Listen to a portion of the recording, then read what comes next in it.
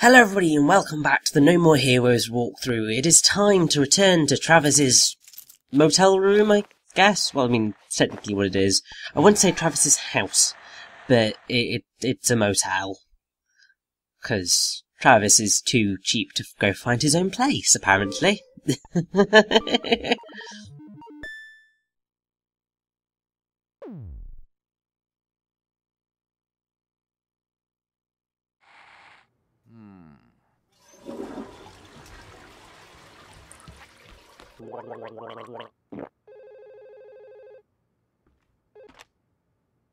Am I ready? Anytime. Gotcha.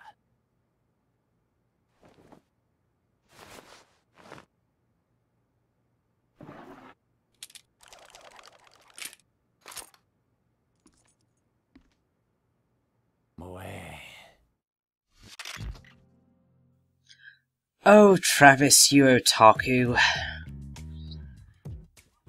Yeah, Travis is very, very much an otaku.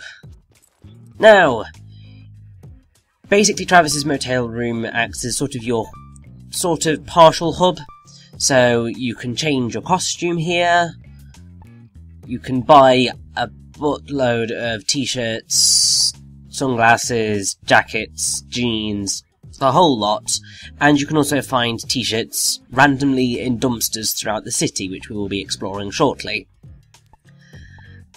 Now, obviously, because this is New Game Plus, we are carrying over everything that I got that time, so that's nice and fun. You also have the option to change your weapon. If you are starting the game for the first time, then you will just have Bloodberry, and then you will have to try and earn enough money to buy the Tsubakis, which gradually get more powerful and just generally better. There are some pretty cool designs. I mean, I seem to recall Tsubaki Mark II being particularly awesome, but the best weapon in the game is the Tsubaki Mark III, and that is what I will be using for the entirety of this run, because I am way too lazy to go in tandem with what I would technically have at the point of just general that point in the game. Now, there's a map of Santa Destroy, which is the city that we are in, and as you can see, it's kinda big. I mean, it doesn't look huge, but when you actually get out, it's ginormous. And it basically points out all of the interesting locations that you will need to visit throughout your journey. What's quite awesome is that the majority of the things are in this nice little neighbourhood round where the motel is, but then there are two places that are rather out the way. Now, what I'm highlighting at the minute are free fights, which are basically things that unlock, at least I think they're free fights. Actually no, they are locations for where things will take place. I.e. where our levels will take place. So, yes. These things here, I believe, are... Oh no, never mind. This is showing off the side jobs and the assassination gigs, which are available to you. Something I will go into shortly. We also have Travis's phone, which you are never going to need to use because it will just do it automatically. You save on the toilet. With the TV, there's one thing that you have automatically, one thing that will get unlocked after a certain level, and then the 4 wrestling videos which you get from Beefhead Video. Fridge will restore your health. Playing with Jean is just rather fun. When you first start the game, Jean is a fat old cat, so the whole point is that you try and get her to lose weight. At least I believe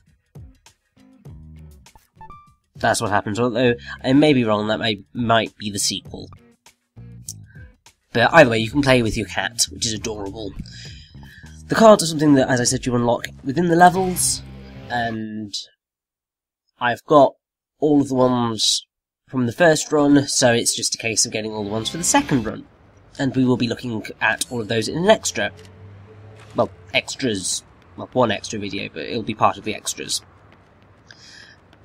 And because I am so awesome, we already have enough money to get into the next level, which we will be doing pretty much as soon as we've had a nice little chat with Sylvia and also had a look round Santa Destroy. The next fight has been arranged. You don't have a lot of time, so I'll just tell you what you need to know. The 9th ranked assassin is currently Dr. Peace. A doctor? Actually, a detective. A dirty and unscrupulous detective with plenty of dark secrets about him. Illegal investigations, illicit sales, black marketing. He is your one-stop shop for marketing illegal goods.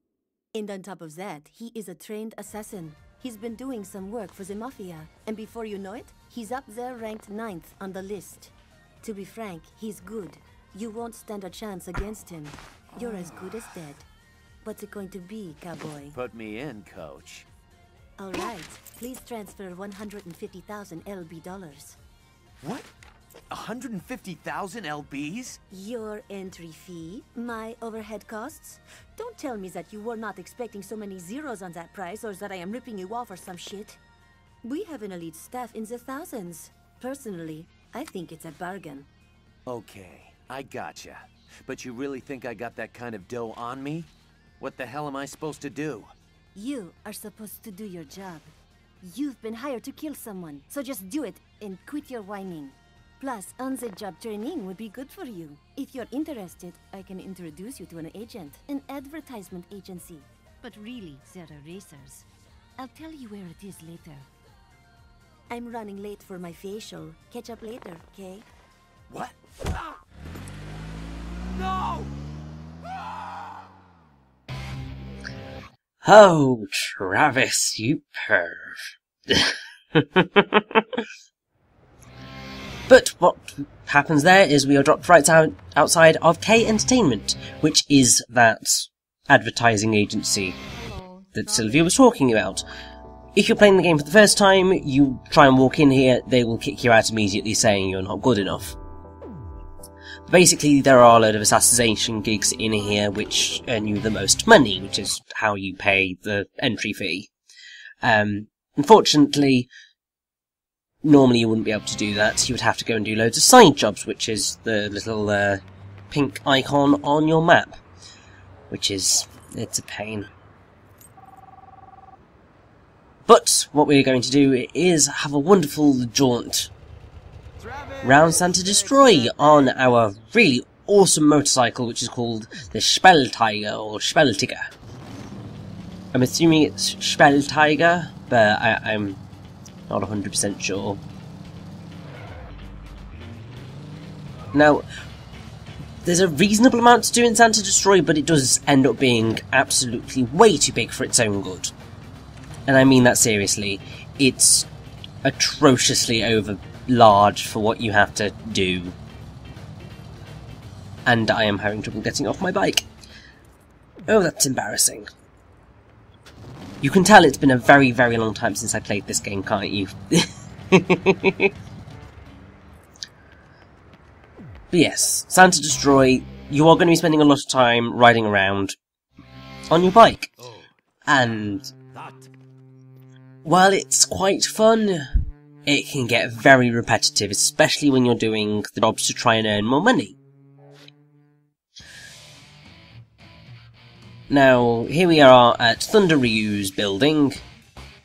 Basically, after a certain point, I don't know whether you can do it immediately, but you can pay for training, which are 3 small little mini-games that will increase your stamina, your health, and your strength. So it's very worthwhile that you do this, it's just it can get quite expensive. And I believe this is actually my last round that I need to do ever, so that's quite nice.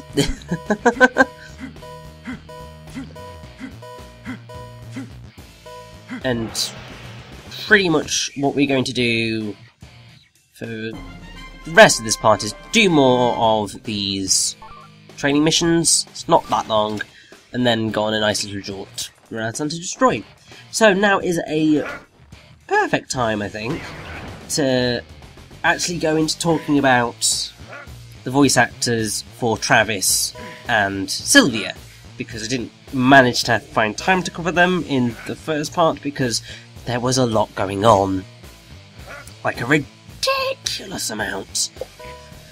So, Travis is voiced by Robin Atkin Downes, who is pretty awesome. He's been in quite a lot of things. Although, you will probably recognise him as Makita in Buffy the Vampire Slayer, Firefly, Cobra and Ten-Eyed Man in Batman, the Brave and the Bold. He is Deathstroke / Slade and various other voices in Beware the Batman. He voices Altessa, Bota and Origin in Tales of Symphonia, which... love that game to pieces. He is also... oh, good grief. He's... of course, he's Luxord in the Kingdom Hearts series, which is just glorious. So he's got a very good British accent on him. He's Hiro Kasai in Killer 7, so he's worked with Suda51 before, which is pretty awesome.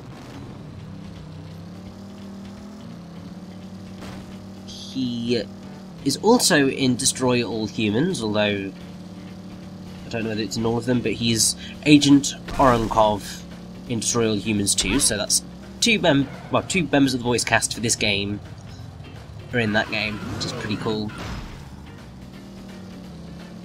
He is also Min Young Kim in Gears of War, as well as other voices.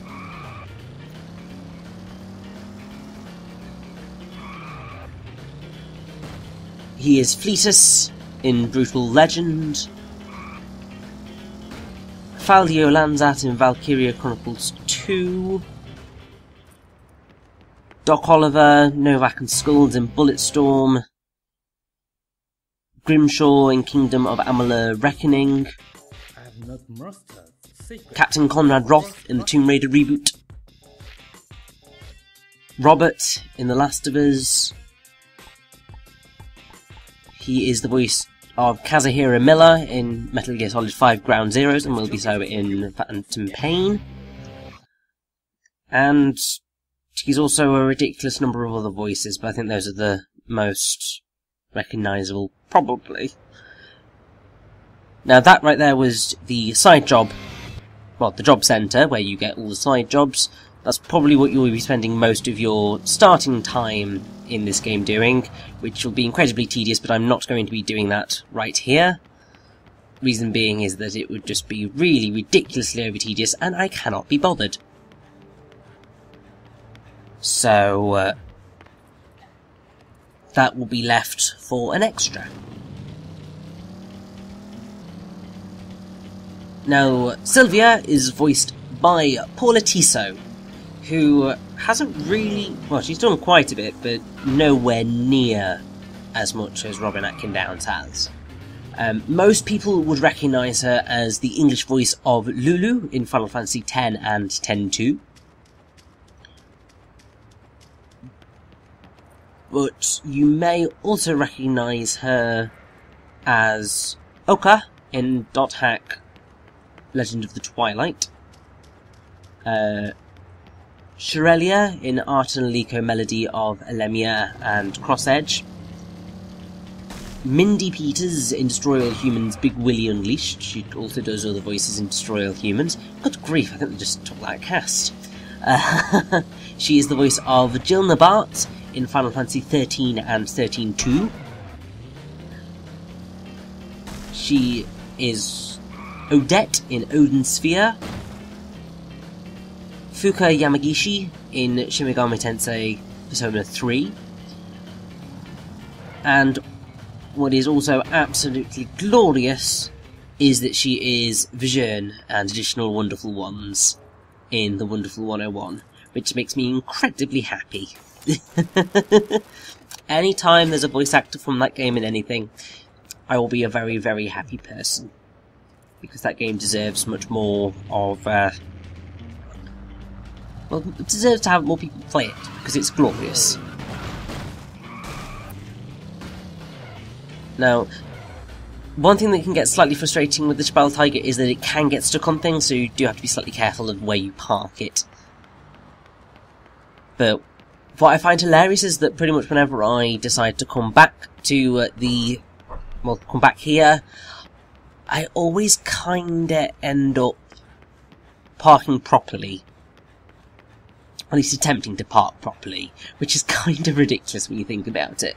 It's the same thing with, like, if you're playing Grand Theft Auto, you decide to follow the laws of the road. It's just a bit bonkers.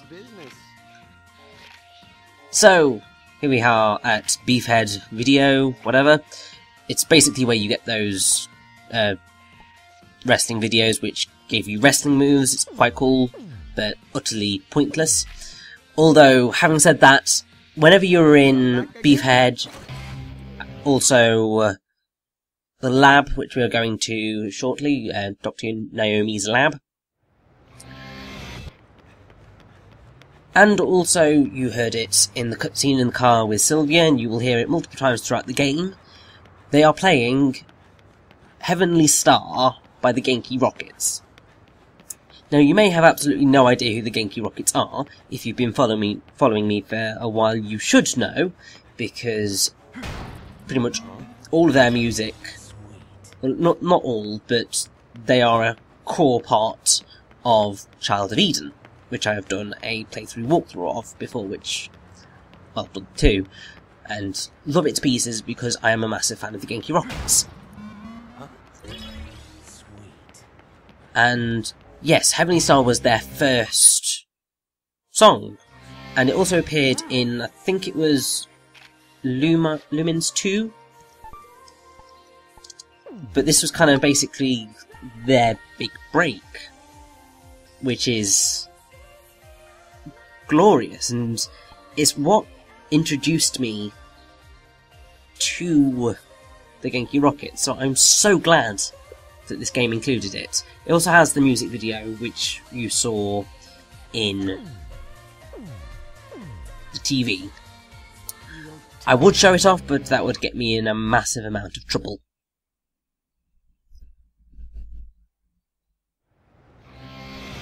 But basically, the idea behind it is that it is the opening theme of the fictional anime Pure White Lover Bizarre Jelly that exists in the No More Heroes universe that Travis got on his t-shirt and a poster on his wall because he is just such a massive otaku. But yes, I really do have to thank Suda51 for including that song in this game, because it's given me a load of music and a game that I really enjoy. Now, if you're very confused as to what I'm doing right now, on the minimap you can probably see some small little dots. Basically, these are either little things of money. They can be, well, in New Game Plus they can also be trading cards. So, if you want to get all of them, you're going to have to scour this entire map, stabbing the ground randomly, to try and find the damn things. Yes, as I went through the hell of doing that, it took me about an hour in total to find everything. I'm never doing that again. But, yeah, it's a bit of a dodgy system, because the mini-map isn't really that accurate. If you go into the menu and get a bigger version of the map, then that is much more accurate, and you're able to tell where you are, and the key to finding where these things are is that the Wii Remote will rumble. but it can be a very, very slight rumble, and therefore ends up being rather difficult to figure out where the hell everything is. But I did it. It got done. Thank God. But this isn't something that I would necessarily recommend you do. There's one thing that I would recommend you do, and that is hunt for Lovikov balls, but that is something that I will bring up when we actually go and do that, because I didn't collect all of them in my first run of the game, so there are still balls to collect. Sounds like a little bit of a euphemism, but I swear it's not. But, seeing as we have paid our entry fee, it's time to return and find out where the hell it is. Hey, Travis, Well, where our fight is the going next to be stop anyway. has been prepared. Destroy Stadium. Dr. Peace is waiting for you. Hop to it.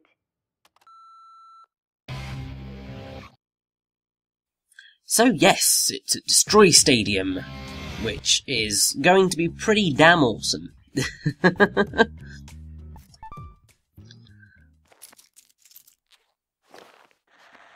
Now, pretty much, I am going to be saving quite a lot. Not really any specific reason for doing it, but I do just like to make sure everything's okay. There is another very specific reason, which I may have pointed out when we went to fight Death Metal, but it's something that I will highlight again when we get to just before fighting Dr. Peace. I'll also point out that I am going to be changing Travis's shirt for every battle and every level, if only because variety.